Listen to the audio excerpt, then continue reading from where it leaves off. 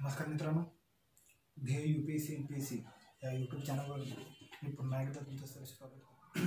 आताच्या लेक्चरमध्ये जो भारताचा आपण आधुनिक इतिहास आहे, आधुनिक इतिहासाला सुरुवात करत आहोत. आधुनिक इतिहासामध्ये आपण याच्या आधी पाहिलं होतं की आधुनिक इतिहास म्हणजे नेमकं काय, की आधुनिक इतिहासाचा विचार केला की आधुनिक इतिहास म्हणजे काय, ज्या कालखंडाला ब्रिटिश भारतामध्ये आले की युरोपियन राष्ट्रांचं भारतामध्ये आगमन आणि त्यांनी भारतामध्ये राज्यव्यवस्था कशी प्रस्थापित केली, भारतामध्ये शासन व्यवस्था कशी प्रस्थापित केली, त्यांनी भारतामध्ये आर्थिक विकास कसा घडवून आणला, आर्थिक विश्लेषण त्यांनी भारताचं कसा केलं आणि ते तिथून भारतातून निघून कसे गेले, ह्या सगळ्यांचा अभ्यास करणं म्हणजे त्याला आपण आधुनिक भारताचा इतिहास असं म्हणतो. ठीक आहे. तर आजच्या लेक्चरपासून आपण भारताचा जो आधुनिक भारताचा इतिहास आहे तो आधुनिक भारताच्या इतिहासाला सुरुवात करत आहोत. तर आजच्या आधुनिक भारताच्या इतिहासामध्ये आज पहिलाच टॉपिक आहे. पहिल्या टॉपिकचं मी नाव दिले की युरोपियन जी राष्ट्र आहे. आता जो टॉपिक आहे की युरोपियन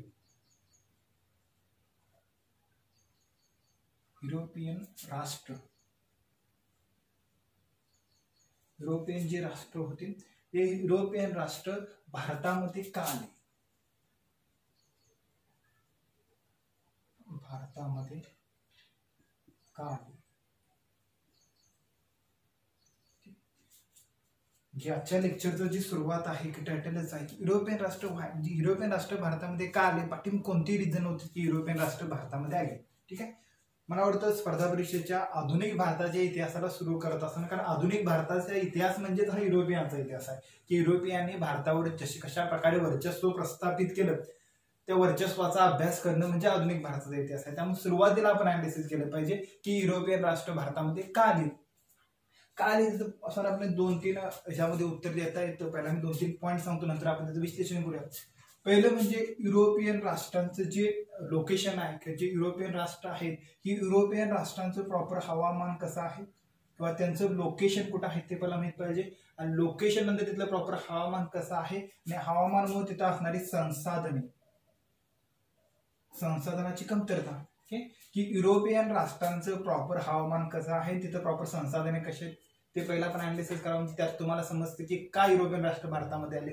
दुसरी गोष्ट की ॲज बरोबर त्यामध्ये भारतामध्ये त्या काळात काय होतं, भारत हा नैसर्गिक साधन संपत्तीनं विपुल असणारा, मोठ्या प्रमाणात नैसर्गिक साधन संपत्ती असणारा देश आहे. म्हणजे भारताची त्या कालखंडामध्ये असणारी सरप्लस इकॉनॉमी की भारताची त्या कालखंडामध्ये असणारी सरप्लस इकॉनॉमी, कारण भारत हा नैसर्गिक साधन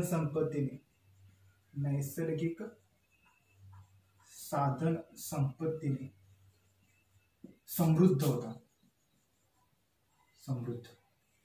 भारत त्या कालखंडामध्ये नैसर्गिक साधन संपत्तीमध्ये मोठ्या प्रमाणात समृद्ध होता. भारताची सरप्लस इकॉनॉमी होती. भारताची सरप्लस इकॉनॉमी म्हणजे नेमकं काय.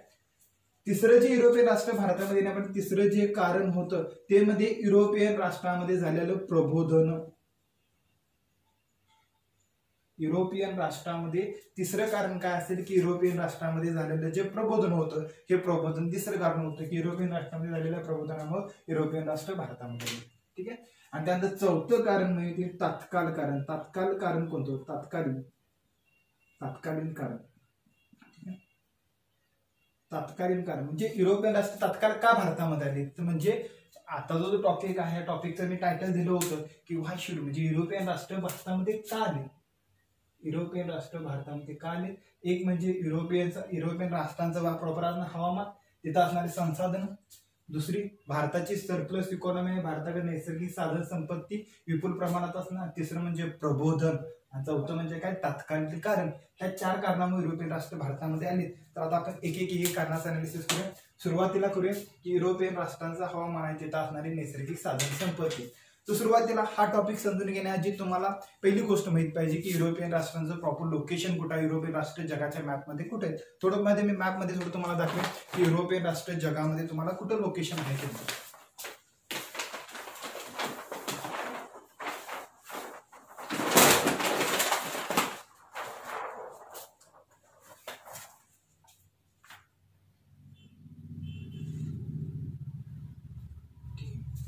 बघा, चला चालू करूया आपण. सुरुवातीला युरोपियन राष्ट्रांचं लोकेशन कुठं आहे. मला वाटतं आता जे मी मॅप दाखवतो हा मॅप तुम्हाला चांगल्या प्रकारे माहित पाहिजे. UPSC आणि MPSCचं अनालिसिस करत असाल तर तुम्हाला पहिला हे मॅप ही गोष्ट चांगल्या प्रकारे समजली पाहिजे. पहिला माहित पाहिजे युरोपियन राष्ट्र म्हणले की कुठं आहे. आधुनिक भारताच्या इतिहासाच्या सुरुवातीला ही तुम्हाला युरोपियन राष्ट्र थोडी माहित पाहिजे. थोडक्यात फक्त दाखवेन इथं असं काहीतरी लोकेशन आहे.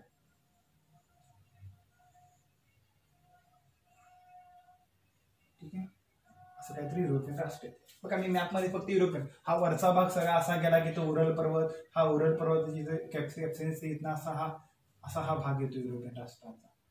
ठीक आहे, हा उरल पर्वत आणि इथनं पुन्हा असं. ठीक आहे, त्याला आपण युरोप खंड म्हणतो. ठीक आहे, तर सुरुवातीला तुम्हाला युरोपियन राष्ट्र माहित पाहिजे की युरोपचं प्रॉपर लोकेशन माहित पाहिजे. ठीक आहे, त्याचबरोबर तुम्हाला जगाचे बाकीचे लोकेशन माहित पाहिजे की जग कुठे आहे. पण आता मला जगाचा जॉग्राफी काय तो सांगण्याची आवश्यकता नाही, पण एवढं सांगेन की इतिहासाचा अभ्यास करण्याच्या आधी तुम्हाला जॉग्राफी कव्हर पाहिजे. कारण इतिहासाच्या आधी जर तुमचा जॉग्राफी जर कव्हर असेल तर तुम्हाला इतिहास चांगला समजतो. कारण की मॅप आहे आधुनिक भारताचा इतिहासाला तुम्हाला युरोप माहित पाहिजे. युरोपाच्या जॉग्राफीमध्ये आपण अभ्यास करतो. ठीक आहे, त्यामुळे मी बाकीचं जगाचं लोकेशन कुठे आहे काय सांगत नाही. तुम्हाला कल्पना आहे की इथे युरोप आहे, हा उत्तर अमेरिका आहे, दक्षिण अमेरिका आहे, आफ्रिका आहे, त्यानंतर आखाती राष्ट्र आहेत. आखातींना हा भारत आहे, इथं चीन येतं, इथं रशिया येतं, इथं ऑस्ट्रेलिया येतं, अंटार्क्टिका. ठीक आहे, महासागरामध्ये हिंदी महासागर, अटलांटिक महासागर, पॅसिफिक महासागर. ठीक आहे, तुम्हाला बेसिक गोष्ट माहित असेल त्यात मी त्याचं डिस्कशन करत नाही. आपल्याला पहिली गोष्ट माहित पाहिजे युरोपियन राष्ट्र भारतामध्ये का आले की युरोपियन राष्ट्रांचं असणारं लोकेशन. लोकेशनचा विचार केला की दुसरी गोष्ट तुम्हाला माहित पाहिजे जॉग्राफीमध्ये तुम्ही अनालिसिस करता की हे विषुववृत्त आहे. इथे विषुववृत्त तुम्हाला पाहायला मिळतं, हे विषुववृत्त आहे. त्यानंतर इथे 23.5 अंशावर इथं कर्कवृत्त आहे. बरोबर, ते भारताच्या मध्यातून जातं आणि ते 23.5 अंशाचे कर्कवृत्त आणि त्याच्या पुढे इथं युरोपियन राष्ट्राची सुरुवात होते. जी युरोपियन राष्ट्रांना सुरुवात कुठे होते हा 23.5 अंश आहे. इथं तुम्ही जर पाहिला की नियरली 42 डिग्री. ठीक आहे, 42 डिग्री किंवा 40 डिग्रीच्या वरती युरोपियन राष्ट्रांना सुरुवात होते. आणि युरोपियन राष्ट्र मेजर कुठं आहेत तर युरोपियन राष्ट्राचे मेजर जे लोकेशन आहे ते 45 डिग्रीवर आहे. किती अक्षवृत्ती विचार करता युरोपियन राष्ट्र हे 45 डिग्री अक्षवृत्ती रेखावृत्तावर आहेत. जे युरोपियन राष्ट्रांचं तुम्हाला लोकेशन इथं पाहायला मिळतं. ठीक आहे, हे मी लोकेशन का सांगतोय कारण तुम्हाला जॉग्राफीमध्ये तुम्ही अनालिसिस केला की जी विषुववृत्त आहे विषुववृत्ती भागामध्ये उष्ण कटिबंध असतो, तिथे विषुववृत्ती हवामान आढळतं. आणि तिथं उष्ण कटिबंध आहे आणि उष्ण कटिबंधाच्या कर्कवृत्ताच्या जर वरती गेला तर तुम्हाला समशीतोष्ण पट्टा चालू होतो आणि समशीतोष्ण पट्ट्यावरती गेला शीत कटिबंध पाहायला मिळतं. युरोपियन राष्ट्राचा विचार केला तर युरोपियन राष्ट्र 66.5 अंश याच्यावरती सगळी जी राष्ट्र आहेत ती शीत कटिबंधामध्ये आणि पूर्ण युरोप जो राष्ट्र आहे तो समशीतोष्ण शीत कटिबंधामध्ये. ठीक आहे, म्हणजे जगाच्या मॅप नुसार गेला तर युरोपियन राष्ट्र तुम्हाला कुठं पाहायला मिळतात तर त्याचं लोकेशन आहे समशीतोष्ण शीत कटिबंध. ठीक आहे, आणि भरपूर असा भाग आहे तो पूर्णपणे शीत कटिबंधामध्ये पण येतो. ठीक आहे, हे लोकेशन माहित पाहिजे की युरोपचं जे हवामान आहे ते समशीतोष्ण शीत कटिबंध आणि समशीतोष्ण आणि शीत कटिबंध असल्यामुळे जिथं जी नैसर्गिक साधन संपत्तीची जी बायोडायव्हर्सिटी जैवविविधता लागते युरोपियन राष्ट्रांमध्ये तुम्हाला ही जैवविविधता पाहायला मिळत नाही. पुन्हा युरोपियन राष्ट्राचे क्षेत्रफळ पहा. फक्त तुम्ही युरोपियन राष्ट्राचं क्षेत्रफळ तुलना करताना फक्त भारताचं क्षेत्रफळ पहा. नियरली भारत आपलं पहा. ठीक आहे, भारतीय जो द्वीप आहे भारतीय महाद्वीप पहा आणि युरोपियन राष्ट्र पहा तर युरोपियन राष्ट्र भारतीय महाद्वीपा एवढे आहेत फक्त. ओके, म्हणजे याचा अर्थ तुम्हाला मॅप मध्ये दोन गोष्टी प्रामुख्याने दाखवतात. एक म्हणजे युरोपियन राष्ट्रांचं असणारं लोकेशन नुसार ते समशीतोष्ण शीत कटिबंधामध्ये आहेत आणि दुसरं म्हणजे क्षेत्रफळाच्या दृष्टीने क्षेत्रफळ खूपच लहान आहे.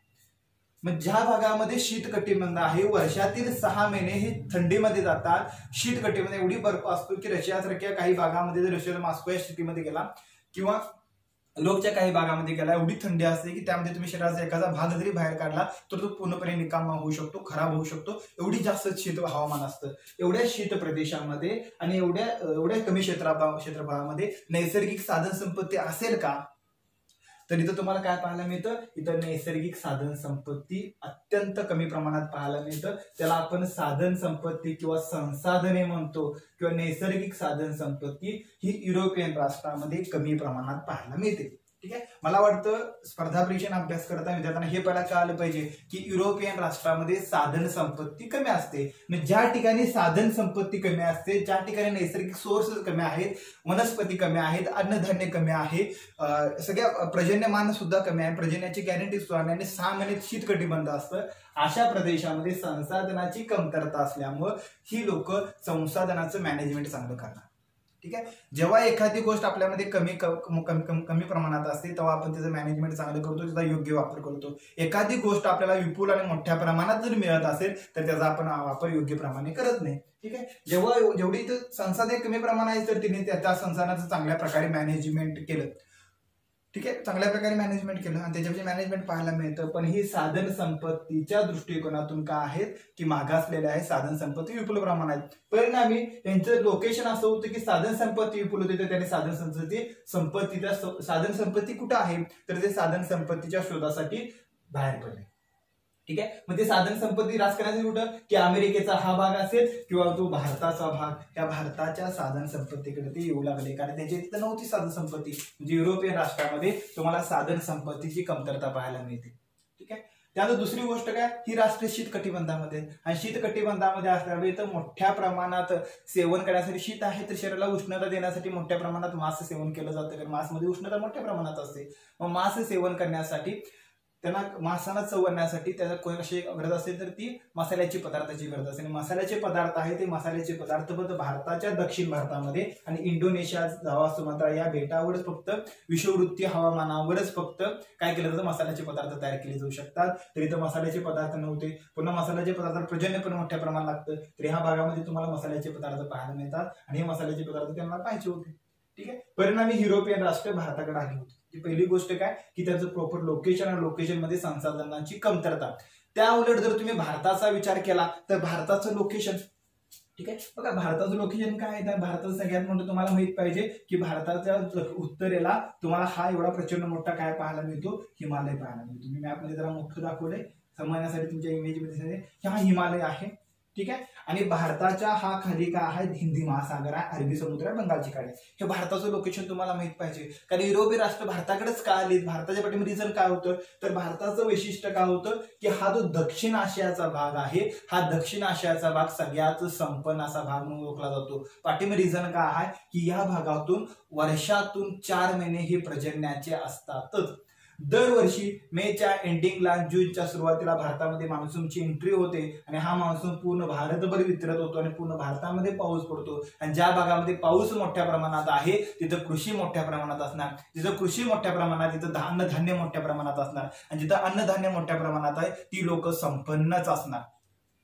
इथं पर्जन्यच नाही तर कृषी नसणार, कृषी नाही तर अन्नधान्यच नाही, अन्नधान्य नाही त्यावर ते दुसऱ्या डिपेंड असणार. आपण पहिल्यापासून सोयीपूर्ण होतो. पाठीमध्ये रिझन काय होतं, आपल्या इथं असणारं हवामान मध्ये असणारं दरवर्षी असणारा पर्जन्य आणि पर्जन्यामुळे आपल्या इथं सुपीक मृदा पाहायला मिळते. सुपीक मृदा आहे तर सुपीक चांगल्या प्रकारचं धान्य पाहायला मिळतं आणि आपल्या इथं धान्य मोठ्या प्रमाणात असल्यामुळे जेव्हा तुम्ही अर्थव्यवस्थेचा विचार करता, अर्थव्यवस्थेमध्ये त्या कालखंडाची जी अर्थव्यवस्था होती, प्राचीन इतिहास किंवा मध्ययुगीन इतिहासाचा अर्थव्यवस्थेचा विचार केला की त्या अर्थव्यवस्थेमध्ये उद्योगधंदे जास्त डेव्हलप झालेले नव्हते.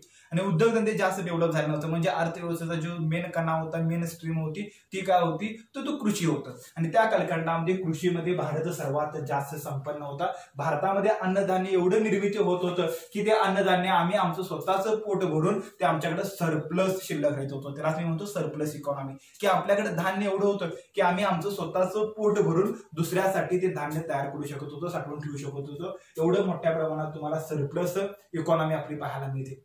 अशा वेळी धान्य ही जी युरोपियन राष्ट्र असतील किंवा ही जी अरेबियन राष्ट्र असतील, ह्या अरेबियन राष्ट्रामध्ये जर काहीच नव्हतं, वातावरण जर पर्जन्य नव्हतं तर धान्य पण नव्हतं. युरोपियन राष्ट्राची मी तीच कंडिशन होती. जे भारतामध्ये जी संपन्नता होती, ह्या संपन्नतेचा परिणाम काय, ही सर्व राष्ट्र भारताकडे मागणी करत होते की तुमचं धान्य द्या.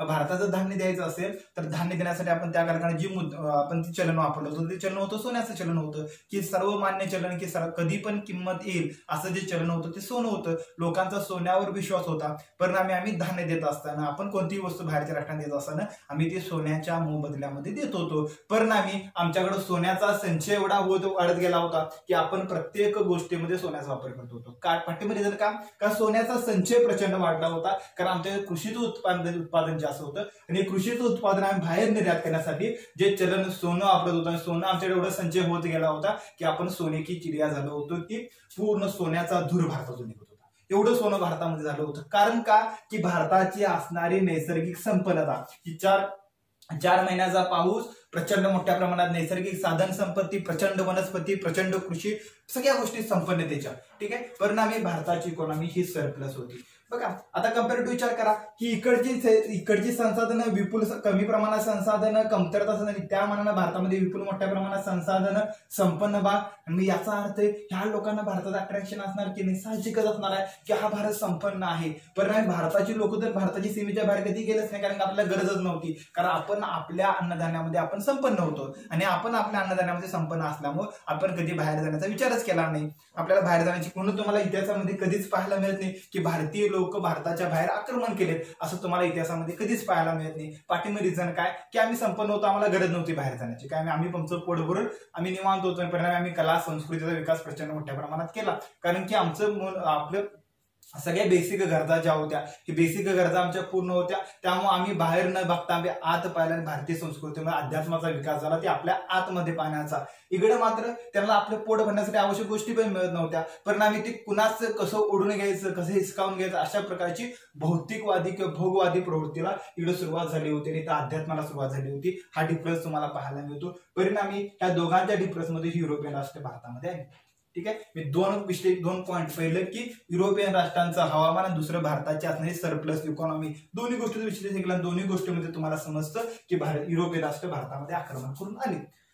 त्यानंतर तिसऱ्या कारणामध्ये मी सांगितलं होतं की युरोपमध्ये झालेलं प्रबोधन, ठीक आहे. युरोपमध्ये झालेलं प्रबोधन, युरोपमध्ये काय प्रबोधन झालं, ठीक आहे. थोड्या गोष्टी तुम्हाला माहित पाहिजे. युरोपमध्ये प्रबोधन काय झालं तर मी तुम्हाला जगाच्या इतिहासामध्ये थोडं सांगितलंय की युरोपमध्ये काय प्रबोधन झालं, की युरोपमध्ये प्रबोधन शब्दाचा अर्थ सांगितला होता. वैज्ञानिक प्रबोधन झालं, राजकीय प्रबोधन झालं, धार्मिक प्रबोधन झालं, सामाजिक प्रबोधन झालं, सर्व समाजशास्त्राच्या किंवा सर्व सेक्टरमध्ये प्रबोधन झालं.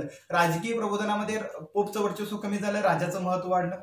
सामाजिक प्रबोधनामध्ये काय झालं, समाजामध्ये मध्यम वर्गाला, मध्यम हा विज्ञान दृष्टीत होता. धार्मिक प्रबोधनामध्ये काय झालं, धार्मिक प्रबोधनामध्ये पोपचं महत्व कमी झालं आणि मूळ जो बायबल ग्रंथ होता, बायबल ग्रंथाचं महत्व वाढलं, ठीक आहे. म्हणजे प्रबोधन म्हणजे काय, वेगवेगळ्या सेक्टरमध्ये, कला शाखेमध्ये पण झालं, साहित्यामध्ये झालं, वेगवेगळ्या सेक्टरमध्ये मोठ्या प्रमाणात प्रबोधन झालं. ह्या प्रबोधनाचा परिणाम काय झाला की भारत नवीन तंत्रज्ञान आलं आणि नवीन तंत्रज्ञानामध्ये जे मानवी श्रमाची जागा होती, मानवी श्रमाची जागा कोण घेतलं तर यंत्राने घेतली. मानवी श्रमाची जागा जेव्हा यंत्र घेतलं त्याला आज आपण म्हणतो औद्योगिक क्रांती. पहिली औद्योगिक क्रांती. ही पहिली औद्योगिक क्रांती म्हणजे काय झालं होतं की आधी मानवी श्रमापासून सर्व गोष्टीची निर्मिती होत होती. आता मानवी श्रमाची जागा कोण घेतलं तर यंत्राने घेतलं आणि मानवी श्रमाची जागा यंत्राने घेतल्यामुळं जे यंत्र काम करतं, जो मनुष्य काम करतो, मनुष्य फक्त पेक्षा यंत्राचं काम करण्याचा स्पीड जास्त होता. पुन्हा यंत्रांना लागत खर्च कमी लागत होता. पुन्हा यंत्राची उत्पादक क्षमता मनुष्यापेक्षा कितीतरी पटीने मोठी होती. तर प्रचंड मोठ्या प्रमाणात उत्पादन झालं आणि जसं प्रचंड मोठ्या प्रमाणात उत्पादन झालं तसा कच्चा माल सुद्धा कमी पडू लागला.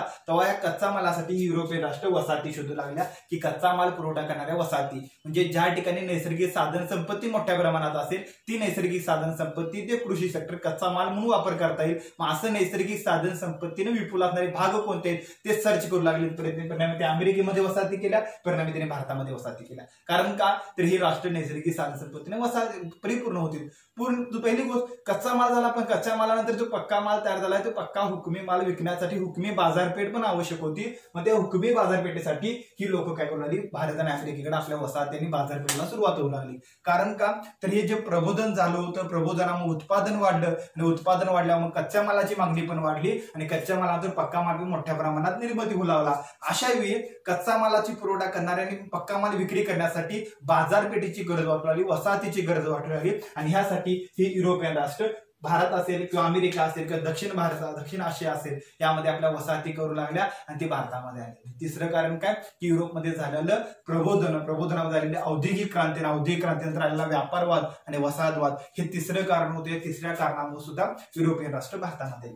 त्यानंतर सगळ्यात चौथं कारण, ते लास्ट कारण होतं ते म्हणजे तात्कालीन कारण. तात्कालीन कारण म्हणजे काय, तुम्हाला माहित आहे की 16व्या शतकामध्ये की 15व्या शेवटा 16व्या शतकामध्ये ही युरोपियन राष्ट्र भारतामध्ये येऊ लागली. तुम्हाला माहिती आहे 1499 1499च्या दरम्यान की वास्को द गामा भारतामध्ये पहिल्यांदा आला होता. 1498च्या दरम्यान होता की वास्को द गामा भारतामध्ये जो 1503ला तो पुन्हा 2ला तो पुन्हा भारतामध्ये दुसऱ्या खेपेला आला होता, दुसऱ्यांदा आला होता. ठीक आहे. तर ती म्हणजे 15व्या शतकामध्ये काय झालं होतं तर ह्या अरेबियन राष्ट्र होतं, मध्ययुगीन कालखंड होता. अरेबियन राष्ट्रांचं प्रचंड वर्चस्व वाटलं होतं आणि अरेबियन राष्ट्रात त्या काळात जो व्यापार होता, व्यापार चालण्याचा जो मार्ग काय होता तर तवाचा मार्ग हा जो होता की इकडे इंडोनेशिया, जावा, सुमात्रा ही बेटे, तिथनं पुन्हा भारत, त्यानंतर हा भारताचा भाग, तिथनं चीनचा असा हा चीनचा भाग, हा व्यापारी मार्ग होता, त्याला सिल्क रूट म्हणतात. हा मार्ग इथून असं जायचा होता आणि गल्फची जी गल्फची स्ट्रीम असं ग्रेट तांबडा समुद्र तिथं 160 किलोमीटर पायी प्रवास करून म्हणजे जमिनीवर प्रवास आणि तिथून पुन्हा युरोप असा हा प्रवासाचा एक मार्ग होता. ठीक आहे. दुसरा मार्ग होता ते सिल्क रूट म्हणतात, तो इथून असा होता की भारताच्या मुंबई करून बंगाल करून असा तो भाग जायचा होता आणि इथून तो पाकिस्तान मार्गे असं पुढवून तो युरोपला असा जायचा होता. ठीक आहे. इकडे एक दिवस पुन्हा असा पण जायचा, युरोपला जाण्याचा एक मार्ग होता दुसरा. ठीक आहे. आणि हाच मार्ग असा पुन्हा चीनला पण जायचा होता. ठीक आहे. हे व्यापारी मार्ग होते. ठीक आहे. हा ह्याला आपण सिल्क रूट म्हणतात. तुम्हाला वन बेल्ट वन रोड आहे ना, चीन हेच पुन्हा विकसित करण्याचा प्रयत्न करतं. ठीक आहे. हा सिल्क रूट प्रसिद्ध होता.